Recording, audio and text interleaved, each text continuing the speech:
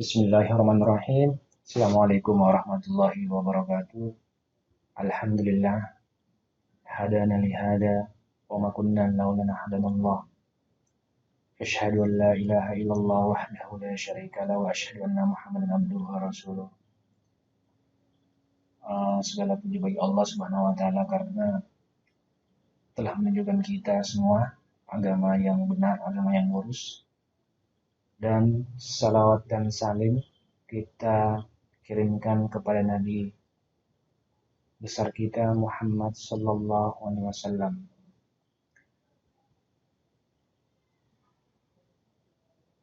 Melalui video ini saya akan mempresentasikan kuliah saya untuk mahasiswa Fakultas Kedokteran UNI yang berjudul Audit Medik.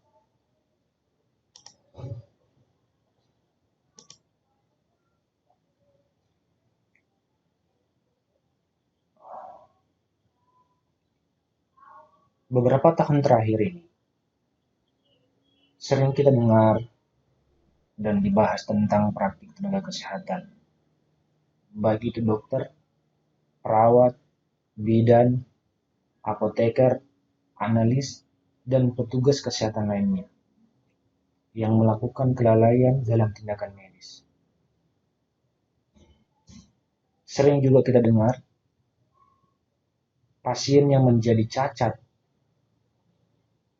dan bahkan meninggal dunia. Menjadi cacat berarti kita menghilangkan masa depannya kalau anak-anak. Atau kalau seorang orang tua, ya kita menghilangkan dia punya pekerjaan. Dan bahkan meninggal dunia yang ditangani oleh dokter atau tenaga medis lainnya. Kemudian polemik yang muncul adalah bahwa petugas kesehatan melakukan malpraktek yang menyebabkan pasien cacat seumur hidup. Dan bahkan sampai meninggal.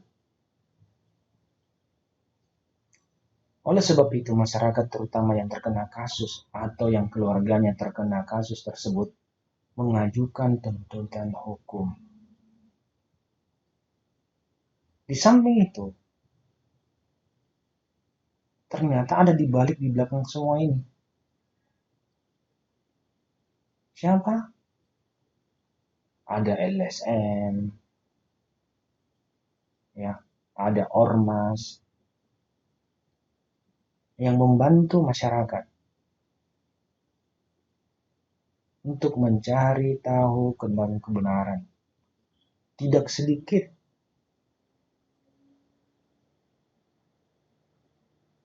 mereka mencari kesalahan-kesalahan dari petugas medis untuk mendapatkan fulus atau untuk mendapatkan keuntungan di balik masalah yang dihadapi petugas medis. Fenomena semacam itu adalah bagus kalau dilakukan secara proporsional.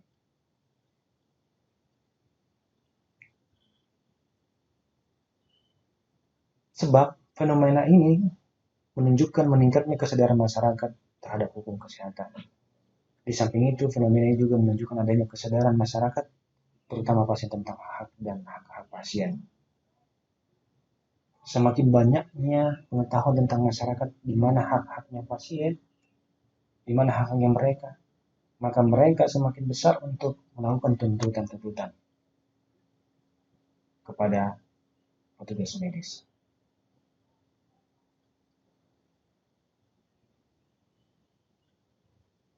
Rumah sakit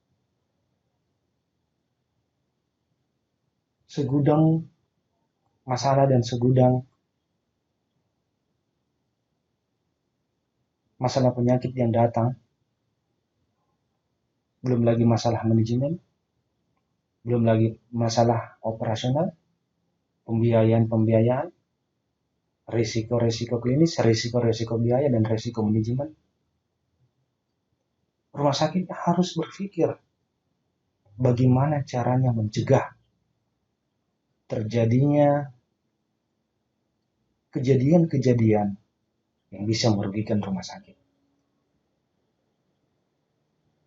Karena otomatis, jika petugas medis yang melakukan kesalahan atau kelalaian, itu akan berefek kepada rumah sakit tersebut juga. Yang kedua, tuntutan yang harus dipenuhi dari rumah sakit, yaitu menjaga keselamatan pasien itu sendiri. Dan tentunya kita sebagai petugas medis, apalagi dokter merupakan leader di lapangan, memang harus betul-betul memperhatikan ini.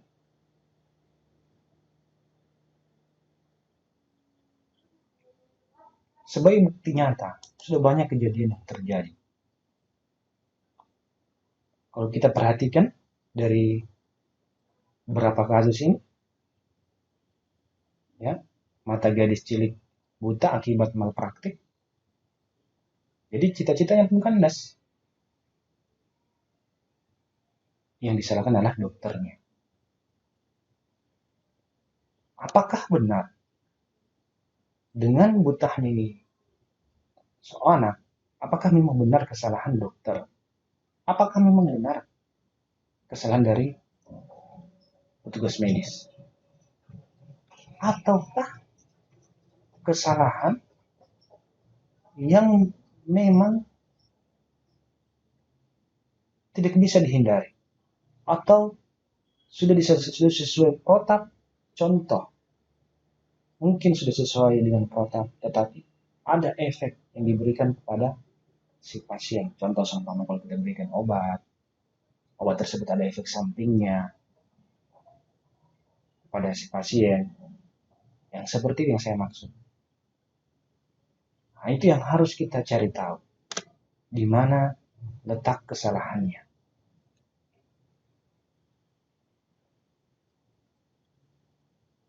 Kalau kita melihat, saya kasih lihat lagi beberapa video.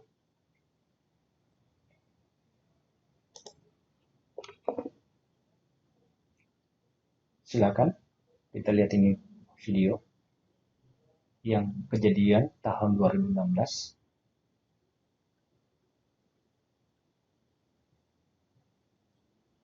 Dan setelah menonton ini video, silakan para mahasiswa sekalian memberikan tanggapannya, tanggapan akademik masing-masing, dan menarik kesimpulannya masing-masing, dan jadikan pelajaran, ya, jadikan pelajaran pada saat nanti kalian sudah berpraktek. Sudah 5 bulan Sergio Aldi tidak masuk sekolah akibat terjadi pembusukan di kakinya. Anak berusia 12 tahun ini diduga korban malpraktik Rumah Sakit Saiful Anwar. Alami patah tulang karena terjatuh dari motor, Aldi dirujuk untuk dioperasi di Rumah Sakit Saiful Anwar. Tapi usai operasi, jari kakinya justru tak bisa lagi digerakkan. Selang 4 hari, jari kaki kiri Aldi mulai menghitam, sehingga perlu dilakukan operasi kedua. Pasca operasi kedua, kondisi Aldi tak kunjung membaik. Kakinya mulai membusuk. Pen baja yang dipasang di kaki Aldi pun muncul ke permukaan. Dokter pun lantas menyarankan amputasi. Justru bisa digerakkan, setelah operasi pertama nggak bisa. Gitu. Saya mulai menghitam, melepuh, fotonya ada yang melepuh itu ada. Setelah itu dioperasi lagi sama dokter di sana, operasi disambung. Tapi kejadian kayak gini akhirnya. Dugaan malpraktik dibantah pihak Rumah Sakit Saiful Anwar karena penanganan dilakukan oleh dokter yang ahli di bidangnya. Walau begitu, adanya kegagalan dalam operasi tak terhindarkan. Jadi kami dari pihak rumah sakit sudah berupaya optimal, seoptimal mungkin bahwa kami sudah mendeteksi adanya gangguan dari pembuluh darah, dan dokter yang mengerjakan dokter Saroni dan dokter semua sudah dokter ahli. Keluarga masih menunggu kabar dari pihak rumah sakit untuk penanganan lanjutan. Permasalahan ini mendapatkan perhatian dari Komisi D DPRD Kota Malang dan berjanji akan melaporkan ke pihak yang berwajib jika ditemukan unsur kelalaian dalam penanganan pasien.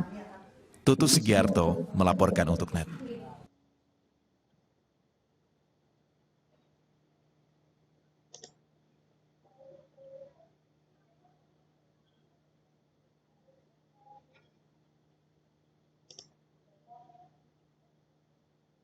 Ya, kita kembali tadi beberapa video. Silakan kalian memberikan tanggapannya kalian dan dijadikan pelajaran bahwa kalau ada hasil seperti ini, inilah yang menjadi cikal bakal lahirnya audit medis. Kenapa harus ada audit medis? Ini kejadian setiap tahun pasti ada, yang diberitakan atau yang tidak diberitakan, yang meninggal ataupun cacat, itu setiap tahun pasti ada di seluruh dunia. Jadi dengan adanya audit medis, kita berharap bahwa kesalahan-kesalahan yang dilakukan oleh petugas medis itu diminimalisir,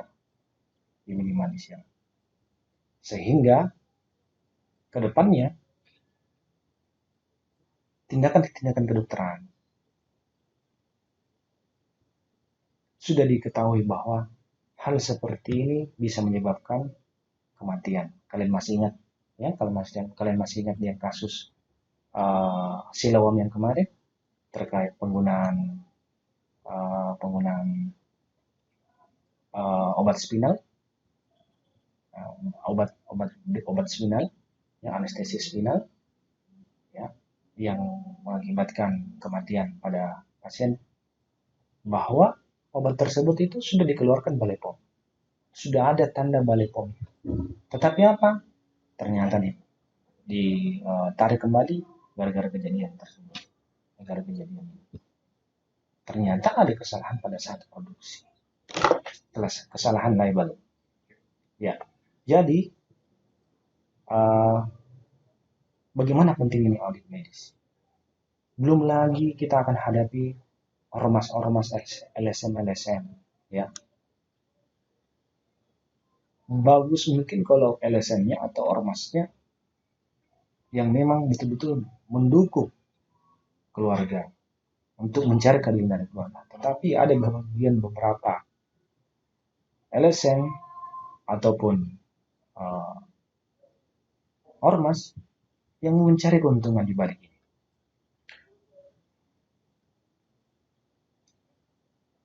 Dalam peraturan perundang-undangan tentang rumah sakitan, pelaksanaan audit medis dilaksanakan sebagai implementasi fungsi manajemen klinis dalam rangka penerapan tata kelola klinis yang baik di setiap rumah sakit. Audit medis tidak digunakan untuk mencari ada atau tidaknya kesalahan seorang staf medis dalam satu kasus. Ingat baik-baik, ini kalian harus pegang. Jadi, audit medis tidak digunakan untuk mencari ada atau tidaknya kesalahan seorang staf medis dalam satu kasus. Tapi apa? Untuk dicari, dilihat, didapatkan, setelah itu diperbaiki.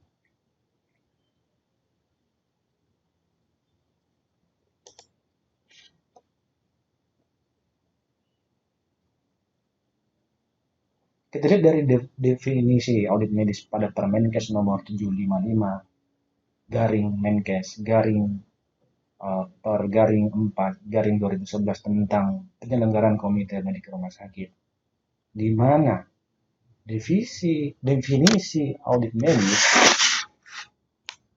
sebagai upaya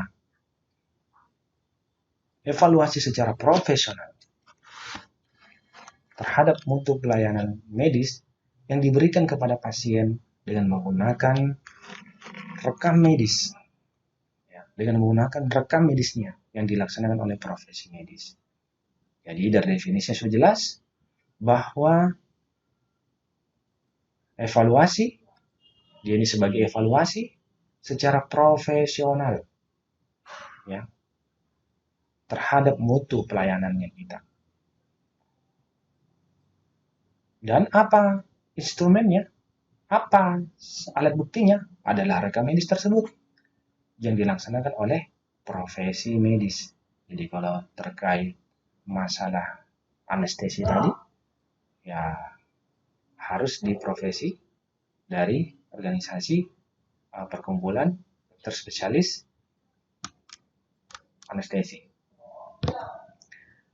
Tujuan audit medis terkait dengan upaya peningkatan mutu dan standarisasi. Ini tujuan umumnya, ya, di mana untuk meningkatkan mutu dan standarisasi adalah tercapainya pelayanan prima di rumah sakit.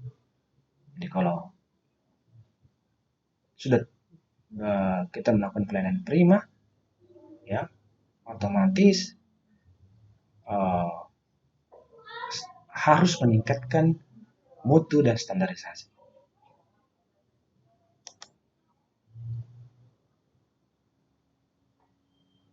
Tujuan khusus audit medis itu ada 3. Yang pertama, kegiatan audit medis dilakukan untuk mengevaluasi mutu pelayanan medis. Yang kedua, untuk mengetahui penerapan standar pelayanan medis atau biasa kita dengar SPM, ya. Yang ketiga, untuk melakukan perbaikan pelayanan medis sesuai dengan kebutuhan pasien dan standar pelayanan medis. Jadi apa itu audit medis? Suatu proses peningkatan mutu yang mencoba memperbaiki pelayanan pasien dan hasilnya melalui aktivitas tinjauan pelayanan sistematis dibandingkan dengan kriteria yang jelas dan penerapan perubahan.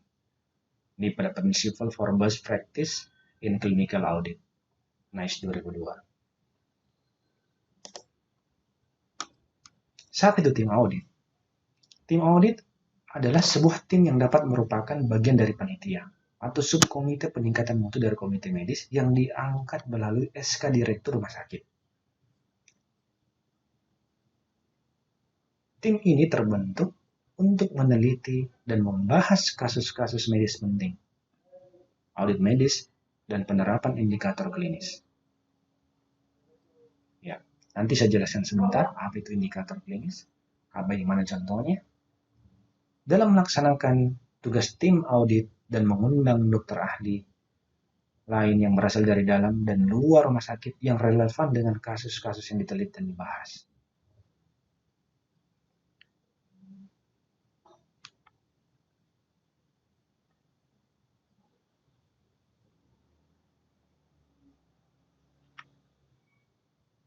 Dalam pelaksanaan audit medis, ya, selalu menggunakan PDCA. Plan, Do, Check, Action. Dan ini dilakukan terus-menerus. Ya.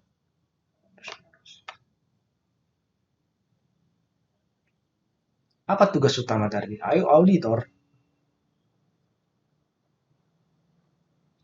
Yang pertama,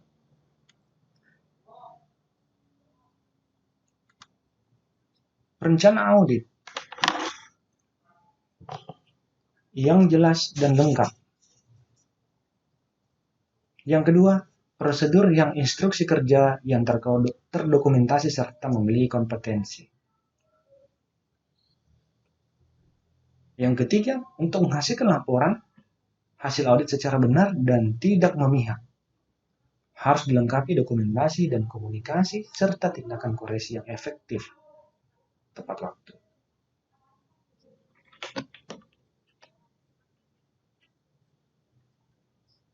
Di masa lalu, audit itu identik dengan mencari-cari kesalahan.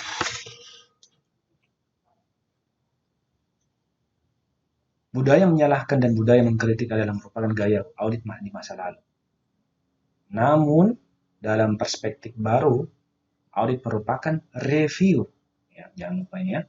Review, surveillance, dan assessment secara sistematis dan independen untuk menentukan apakah kegiatan penerapan standarnya sudah dilaksanakan atau belum?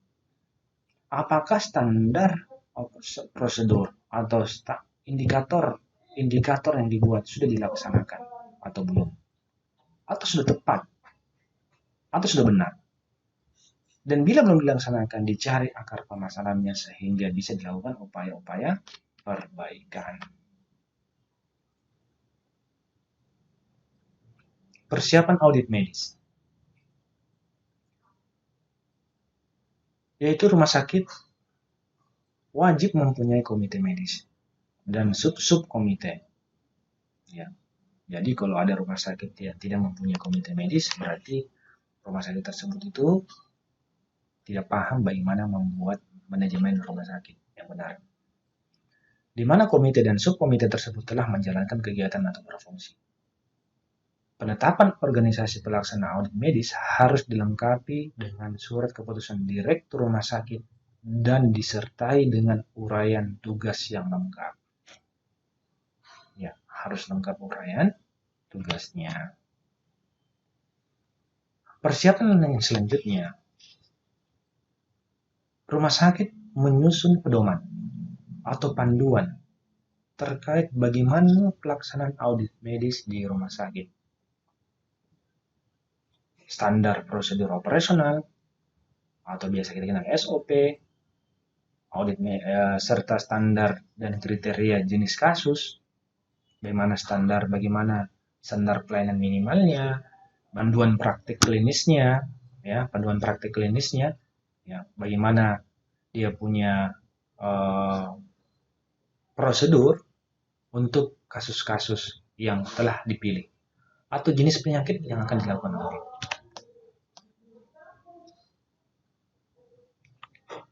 Persiapan selanjutnya, rumah sakit membudayakan upaya self-assessment atau evaluasi pelayanan atau di setiap unit masing-masing, termasuk evaluasi pelayanan medis, sehingga setiap orang atau unit kerja di rumah sakit sudah terbiasa dengan siklus PDCA. Ya.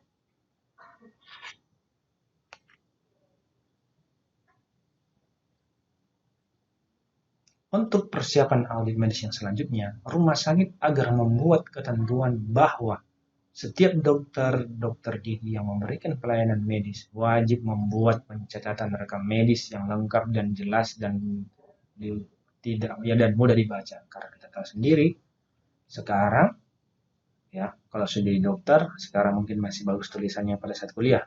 Tapi kalau sudah jadi dokter, apalagi sudah banyak pasiennya, mulai susah dibaca tulisannya.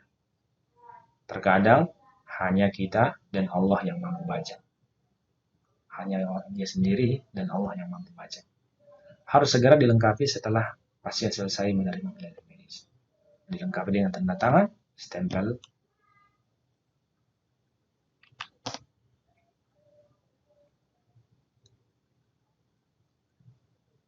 Persiapan yang selanjutnya adalah rumah sakit melalui komite medis agar melakukan sosialisasi atau training hal-hal yang terkait dengan persiapan pelaksanaan audit medis kepada seluruh tenaga dokter atau dokter gigi yang memberikan pelayanan medis di rumah sakit.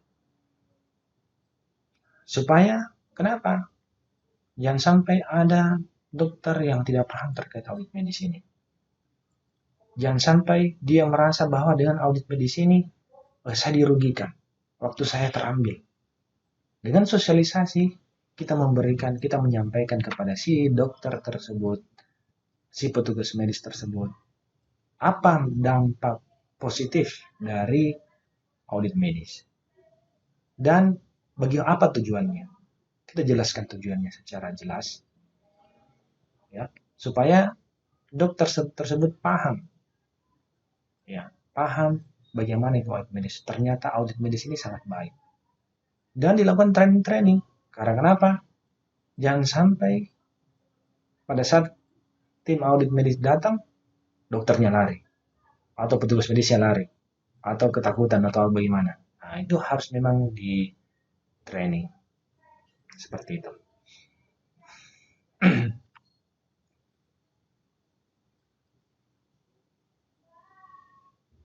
Untuk desain audit, desainnya bagaimana, ya tujuan audit harus jelas. Ya, saya bilang tadi, apa tujuan dari audit tersebut? Ya, tidak ada tujuan. Seperti kalau kita membuat penelitian, kalian membuat proposal, itu harus ada tujuannya. Kenapa kalian harus memilih ini judul? Ya, kenapa kalian harus mengangkat ini masalah? Itu harus ada tujuannya, harus jelas, supaya dipahami oleh seluruh petugas medis yang akan diaudit. Apa yang ingin diketahui dari audit harus jelas dan ditetapkan dalam menyusun desain audit tersebut. Bagaimana menetapkan standar kriteria? Ya, bagaimana menetapkan standar kriteria? Penetapan standar kriteria sangatlah penting karena itu harus tercantum dalam desain audit. Jadi desain audit itu harus ada standar atau kriteria, ya. Dapat dibagi dua. Standar kriteria dapat dibagi dua, yaitu kriteria wajib dan kriteria tambahan.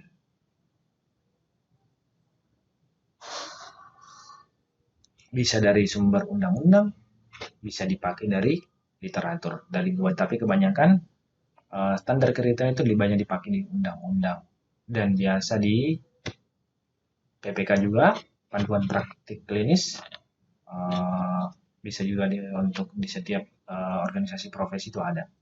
Yang ketiga, bagaimana menjamin bahwa audit dapat mengukur pelayanan medis.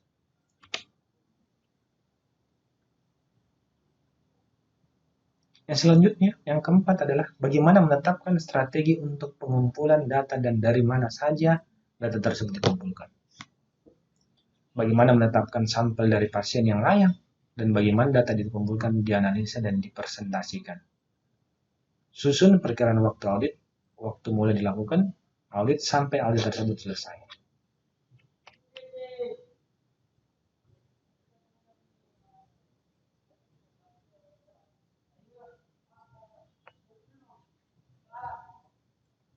Pengumpulan data. Untuk melakukan pengumpulan data pada tahap pertama perlu melakukan uji kops atau pilot study. Tujuannya adalah untuk mengetahui apakah data yang dikumpulkan mudah untuk dinilai atau mudah dikumpulkan. Dalam melakukan pengumpulan data dapat dengan menggunakan komputer atau aplikasi, yang banyak sekarang aplikasi-aplikasi untuk mengolah data. Dan yang ketiga, kumpulkan data yang dibutuhkan atau yang diperlukan saja. Yang keempat, menjamin untuk kerahasiaannya. Hasil audit, ya, apakah mutu pelayanan diukur? Hasilnya telah memenuhi standar atau tidak? Perlu ada kesepakatan bagaimana cara mengubah praktik tenaga medis agar dapat mencapai mutu pelayanan terbaik. Lakukan re-audit, ya. Kenapa? Untuk peningkatan mutu pelayanan yang bagaimana yang diinginkan dicapai pada audit kedua. Jadi, kita lakukan re-audit untuk melihat apakah sudah tercapai yang kita inginkan pada saat kita audit yang pertama.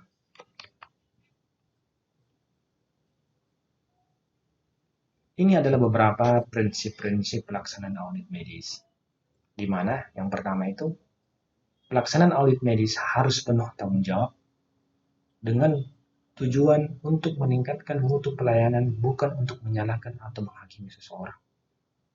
Yang kedua, pelaksanaan audit medis harus objektif, independen, dan memperhatikan aspek kerahasiaan pasien dan wajib simpan rahasia kedokteran. Yang keempat, pelaksanaan analisa hasil audit medis harus dilakukan oleh kelompok staf medis terkait yang mempunyai kompetensi dan pengetahuan dan keterampilan sesuai bidang pelayanan dan atau kasus yang diaudit. Publikasi hasil audit harus tetap memperhatikan aspek kerahasiaan pasien dan citra rumah sakit di masyarakat. Pelaksanaan audit itu harus secara terbuka, transparan, tidak konfrontasional, tidak menghakimi, friendly, confidential. Setelah audit dilakukan perlu didukung dengan umpan balik antara lain berbentuk presentasi. Perlu selalu ditekankan bahwa audit bukan untuk seorang atau nama. Bukan untuk menyalahkan atau membuat malu, tetapi untuk meningkatkan pelayanan terhadap pasien. Mengingat tidak seorang pun senang untuk dikritik, maka subkomite peningkatan mutu profesi atau tim pelaksana audit medis merupakan orang yang penting dalam mensukseskan kegiatan audit medis. Perlu ditekankan pula bahwa tujuan audit medis bukan merupakan suatu upaya memberikan sanksi atau hukuman. Upaya ini sungguh-sungguh merupakan suatu cara dan alat evaluasi pelayanan medis untuk menjamin pasien dan masyarakat pengguna bahwa mutu pelayanan yang tinggi terus ditegakkan atau perlu ditegakkan sebagai sasaran yang harus dibina secara terus-menerus. Dalam melaksanakan audit medis, kehadiran konsultan tamu kadang-kadang sangat berguna untuk melaksanakan dan membantu kegiatan-kegiatan analisa dasar dan membuat rekomendasi khusus. Walaupun tanggung jawabnya besar, pelaksanaan audit medis, ya, tetap pelaksanaan audit dengan peran kelompok staf medis. Keadaan ini mirip dengan kegiatan audit keuangan yang dilakukan di luar, di mana seorang auditor medis sebagai konsultan akan berhubungan dengan mutu pelayanan yang sedang dilaksanakan. Konsultan ini dapat membantu menyusun suatu program mengenai pencatatan dan pelaporan, serta mengembangkan metodologi untuk menilai secara terus-menerus, akurat, dan efektif tentang aspek hukum maupun khusus dari kegiatan-kegiatan para profesi, perseorangan, atau secara kelompok. Upaya ini akan menjamin mutu pelayanan agar tetap tinggi dan efisien, khususnya di bidang klinis dan pada akhirnya akan berperan sebagai suatu nilai tambah bagi pelaksanaan upaya pelayanan medis. Pemilihan topik, penentuan topik, ya, berdasarkan apa pemilihan topik yang akan dilakukan audit? Yang pertama adalah insiden keselamatan pasien atau pasien safety. Pasien bebas dari harm atau cedera yang tidak seharusnya terjadi atau bebas dari harm yang potensial akan terjadi, seperti penyakit, cedera fisik, sosial, psikologis, cacat, kematian, dan lain-lain terkait dengan pelayanan kesehatan. Yang dimaksud dengan keselamatan pasien atau pasien safety adalah proses dalam suatu rumah sakit yang memberikan pelayanan pasien yang lebih aman, termasuk di dalamnya ada asesmen resiko, identifikasi dan manajemen resiko terhadap pasien, pelaporan dan analisis insiden, dan kemampuan untuk belajar dan menindaklanjuti insiden dan menerapkan solusi untuk mengurangi serta meminimalisir timbulnya resiko. Sesuai dengan penjelasan pada Undang-Undang Nomor 4 Tahun 2009 tentang Rumah Sakit Pasal 43, ya, di mana keselamatan pasien rumah sakit atau hospital patient safety suatu sistem di mana rumah sakit membuat asuhan pasien lebih aman. Sistem tersebut meliputi asesmen resiko, identifikasi, dan pengelolaan hal yang berhubungan dengan resiko pasien, pelaporan dan analisis insiden.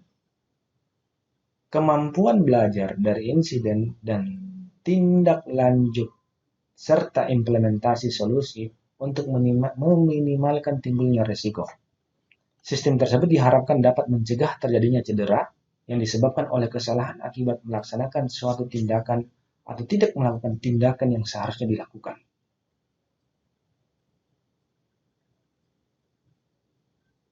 Jadi kita sudah jelaskan tadi itu yang di awal bahwa insiden keselamatan pasien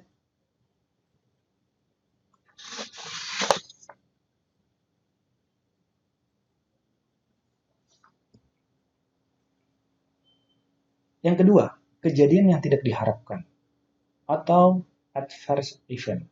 Suatu kejadian yang mengakibatkan cedera yang tidak diharapkan pada pasien karena suatu tindakan atau karena tidak bertindak, bukan karena kondisi pasien.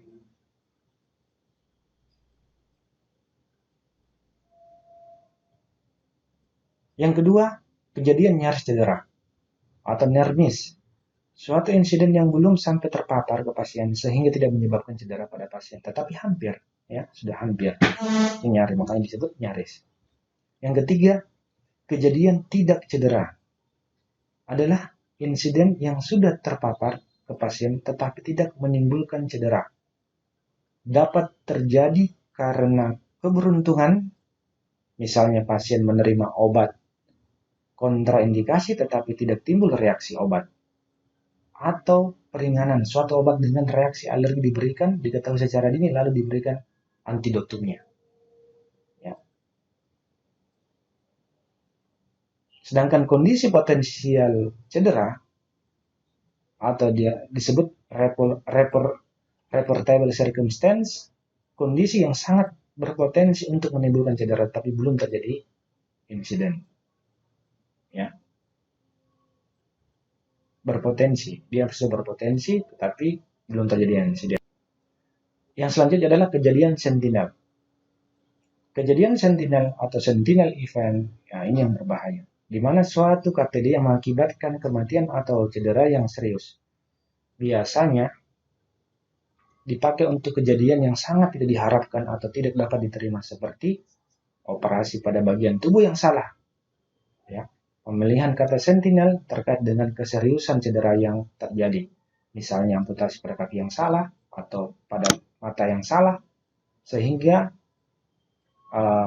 operasi mata pada mata yang salah atau posisi yang salah, sehingga pencarian fakta terhadap kejadian ini mengungkapkan adanya masalah yang serius pada kebijakan dan prosedur yang berlaku. Maka ini biasa di kamar operasi itu selalu ada berubah-berubah standar prosedur. Ya.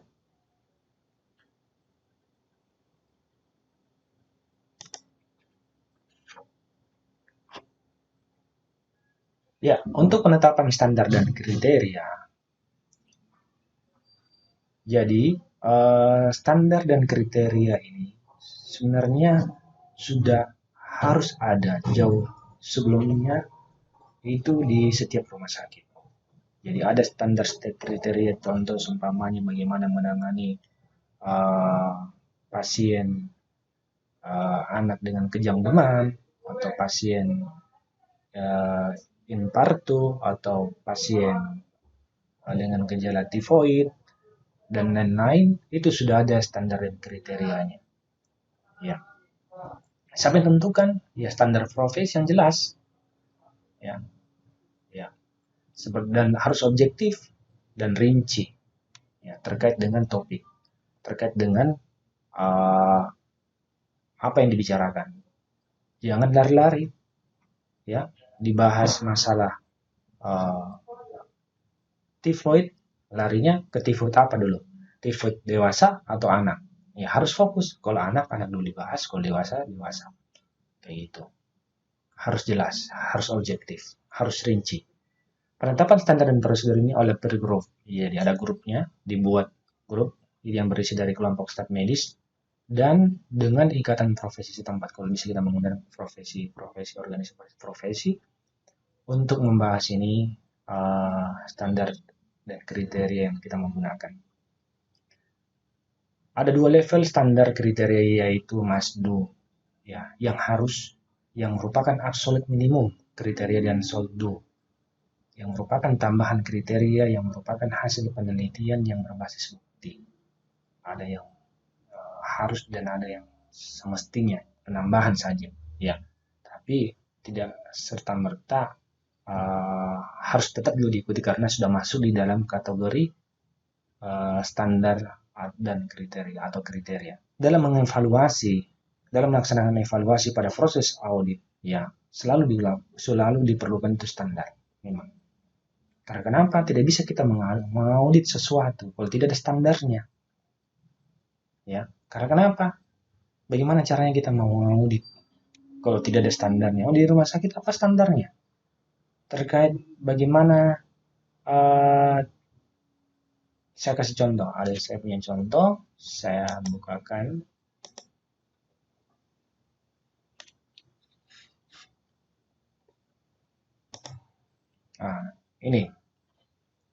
Ini adalah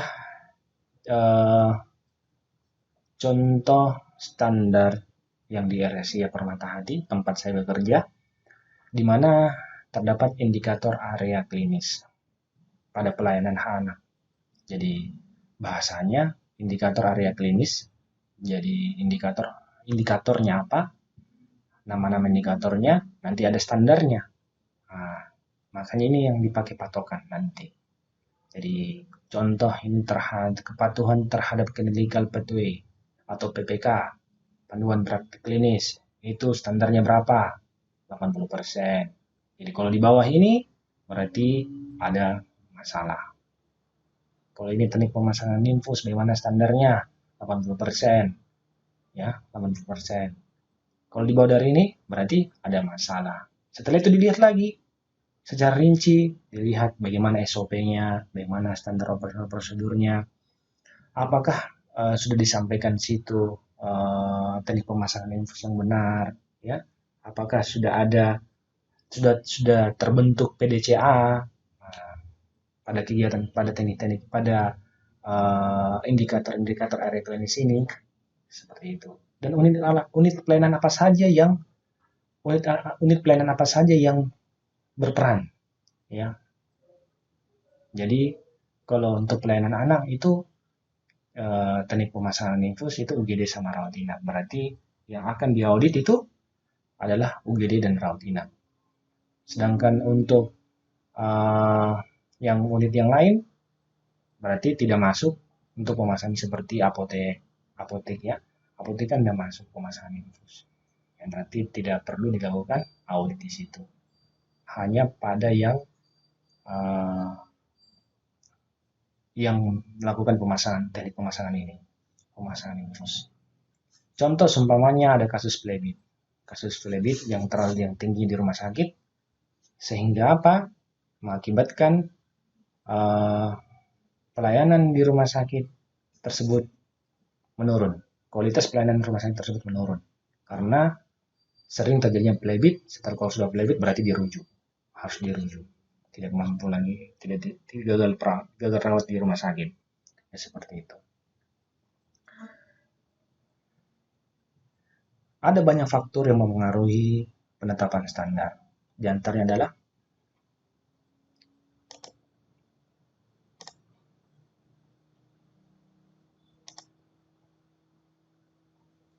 jadi ada banyak beberapa faktor yang mempengaruhi penetapan standar. Di antaranya itu beberapa faktor yang berhubungan dan dapat diukur secara tepat.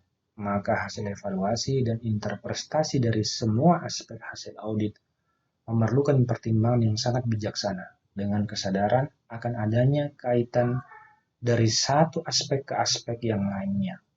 Selain itu, walaupun perhitungan statistik merupakan bagian dari audit medis, namun harus ditekankan bahwa statistik hanya merupakan suatu bagian saja, dan pada dasarnya hanya berperan sebagai titik tolak dari semua upaya audit medis untuk keperluan dokumentasi. Yang paling penting dari audit medis ini adalah interpretasi secara profesional tentang fakta-fakta yang ditemukan yang mempengaruhi standar pelayanan medis. Ya. Apabila didapatkan keadaan yang ternyata berbeda dengan yang normal, maka keadaan ini perlu diperhatikan dan dijelaskan. Karena itu, rekam medis haruslah merupakan bahan utama. Ya. Bahan utama dalam upaya evaluasi terus-menerus agar dapat dibandingkan dengan pencapaian rumah sakit ataupun dengan pencapaian upaya sendiri di masa lalu. Sikap dan perilaku para dokter adalah merupakan kunci keberhasilan. Ya. Jadi keberhasilan dari suatu audit medik itu dari petugas medisnya, ya, dari dokternya. Jika ada dokter mengatakan bahwa audit medis membuang waktu, maka subkomite peningkatan mutu profesi atau tim pelaksana audit medis perlu menanyakan mengapa dan mengetahui bagaimana pandangan terhadap audit medis. Apabila ada perbedaan pandangan, kita luruskan. Ya, harus diluruskan, harus dijelaskan bahwa tidak seperti ini, karena bisa saja dia masih memegang pendapat yang lama bahwa di mana kalau audit medis itu mencari-cari kesalahan. Padahal audit medis itu sekarang tidak lagi mencari-cari kesalahan, ya.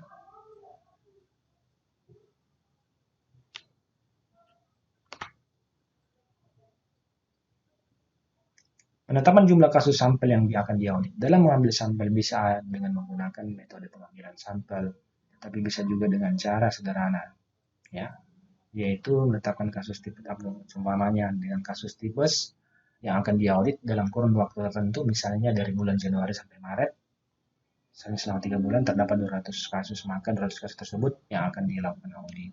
Diambil semua berkasnya, dicek rekam medisnya, dilihat apa-apa kelengkapannya. Jadi dalam tim audit medis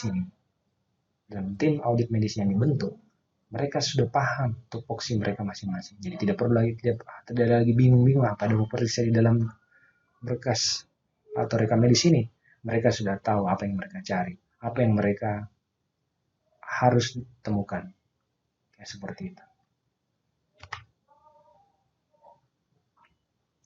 Bagaimana analisa kasus yang tidak sesuai standar dan kriteria? Dengan menggunakan RCA, Root Cause Analysis. Adalah suatu proses berulang yang sistematik, di mana faktor-faktor yang berkontribusi dalam suatu insiden diidentifikasi dengan merekonstruksi kronologis kejadian menggunakan pertanyaan, mengapa yang diulang hingga menemukan akar penyebab dan penjelasannya. Pertanyaan mengapa harus ditanyakan hingga tim investigator mendapatkan fakta, bukan hasil spekulasi. Jadi dalam audit medis tidak boleh ada hasil spekulasi. Oh ini begini karena kayaknya dia bodoh atau dia malas. Dia seperti tidak boleh. Dia harus ada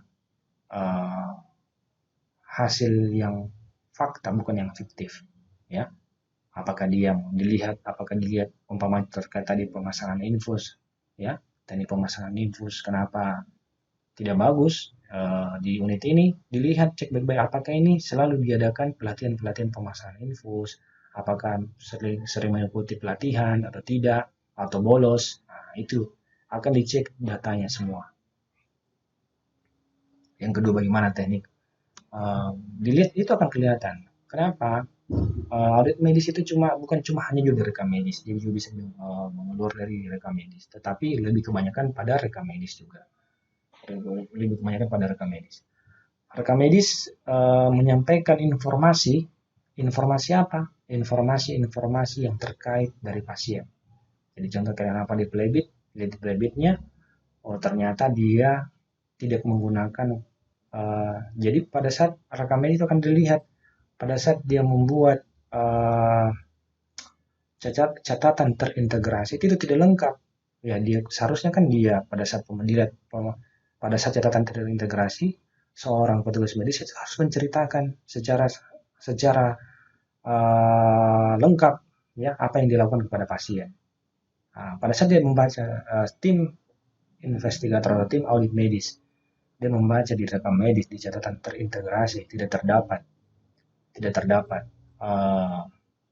bahwa dia di sini ada kesalahan, kayaknya karena dia tidak lakukan desinfeksi, ya, sehingga gampang terjadi infeksi.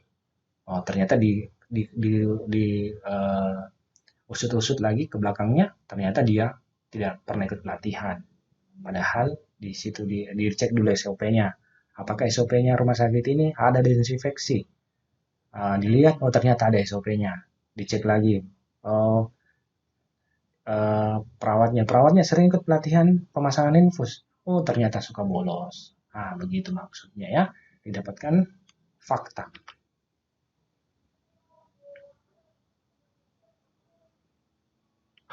Tindakan korektif. Per grup melakukan tindakan korektif terhadap kelima kasus yang didefisiensi tersebut. Jadi kalau biasanya itu audit medis itu mengambil 5 kasus memang. Hanya 5 kasus besar saja di setiap rumah sakit. Dari mana? Biasa saja mungkin dari keputusan direktur atau dari komite medis apabila ada terjadi laporan yang kejadian tadi yang kita sebutkan, apalagi kejadian sentinel, dimasukkan 5 kasus besar. Setelah itu dilakukan audit medis. Menghindari blaming culture. Blaming culture. Ya, blaming culture itu apa? Menyalah-nyalahkan. Ya, tidak ada sifat menyalahkan di sini. Ya, tidak boleh ada sifat menyalahkan pada audit medis. Ya, kita mencari dengan melakukan upaya perbaikan. Dan membuat rekomendasi upaya perbaikan, cara-cara pencegahan dan penanggulangan. Jadi setelah ada ditemukan hasilnya, kita lanjut tadi yang masalah tadi terkait pemasangan infus, mencari masalahnya. Di mana masalahnya? Ternyata di SOP-nya lengkap. Kalau seumpamanya SOP-nya tadi belum ada desinfeksi, maka SOP tersebut harus direvisi. Ditambahkan yang sesuai rekomendasi. Atau tadi contoh seumpamanya tidak dilakukan pelatihan, maka diajukan kepada rektor dilakukan pelatihan in-house training di rumah sakit tersebut terkait permasalahan infus. Ya, cara-cara pencegahan dan penanggulangannya harus juga kita dibahas ya, karena memang di sini bukan mencari kesalahan, ya, bukan mencari kesalahan, tapi tadi untuk upaya perbaikan, pencegahan dan penanggulangan. Mengadakan program pendidikan dan latihan, penyusunan dan perbaikan prosedur yang ada dan lain sebagainya. Rencana audit, re-audit. Re-audit dilaksanakan adalah untuk mengetahui apakah sudah ada upaya perbaikan atau belum sama sekali. Ya.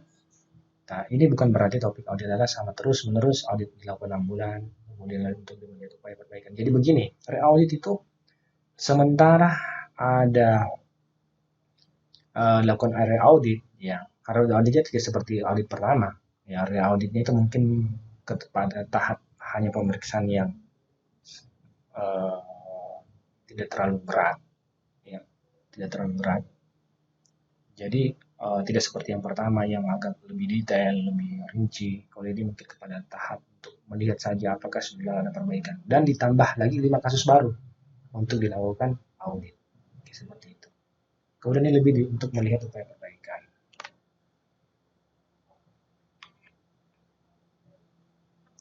Terlaksananya langkah-langkah audit medis sebagaimana tersebut di atas sangat tergantung dengan motivasi staf. Ini jangan dilupa ya. Untuk meningkatkan mutu pelayanan. Karena itu dalam melakukan audit perlu memperhatikan yang harus dilakukan. DAS dan apa yang jangan dilakukan. Don'ts. Apa itu DAS? Menjamin bahwa audit memberikan rekomendasi perubahan. Ya, kita jaminkan bahwa dengan adanya audit ini kalian bisa meningkatkan pasien di rumah sakit. Ya. Yang kedua, pelayanan prima bisa tercipta di rumah sakit ini. Ya. Yang ketiga, kita terhindar dari apa tadi? Dari malpraktek atau kejadian-kejadian yang tidak diinginkan. Ya. Yang selanjutnya adalah hargai bila standar telah dicapai. Jadi kalau sudah tercapai semua standar, sudah dicek, ternyata ini suatu unit dia sesuai standar semua, tidak ada masalah. Kasih apresiasi, kasih reward kalau perlu, ya, bahwa mereka ini melakukan sudah sesuai dengan SOP. Waktu melakukan rapat audit media harus tepat waktu, ya, harus tepat waktu. Rapat audit harus tepat waktu. Tidak boleh kita seorang audit kita yang terlambat, ya berarti bisa masalah, berarti bukan auditor itu. Don'ts. Jangan tidak ada makanan kecil, karena ini hal yang sangat lama dan membosankan, biasanya membosankan ya, karena ditanya-tanya, mencari begini, mana itu, kenapa bisa begini. Jadi maka sediakanlah makanan kecil. Dan yang kedua, jangan melebihi waktu yang ditetapkan. Kalau waktunya istirahat di soma, bangun di soma, dan keluar kita lanjut lagi. Dan jangan dibuat membosankan, karena kesannya kalau audit mukanya semua sangar-sangar, tidak ada yang tersenyum. Jangan seperti itu, seperti biasa saja. Ya. Jadi untuk audit medis, ya jangan membuat suasana yang bisa membuat orang merasa jengkel dengan kehadirannya tim audit medis tersebut. Mekanisme rapat audit medis itu menurut Andre Gibbons and David Derriwell menjelaskan bagaimana membuat audit medis menjadi nyaman. Kesuksesan program audit dibutuhkan keterlibatan seluruh kelompok staf medis. Karena itu, rapat komite medis yang membahas hasil audit medis harus dihadiri oleh seluruh kelompok staf medis. Minimal kelompok staf medis yang terkait dengan topik audit medis tersebut. Apabila diperlukan, jadwal rapat dapat direview ulang sehingga dapat dipastikan bahwa seluruh kelompok staf medis hadir.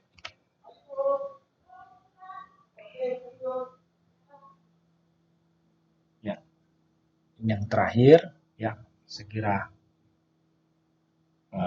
tidak ada salahnya kalau saya juga menyampaikan terkait audit kita nanti di akhirat. Ya, kita nanti akan semua akan diaudit,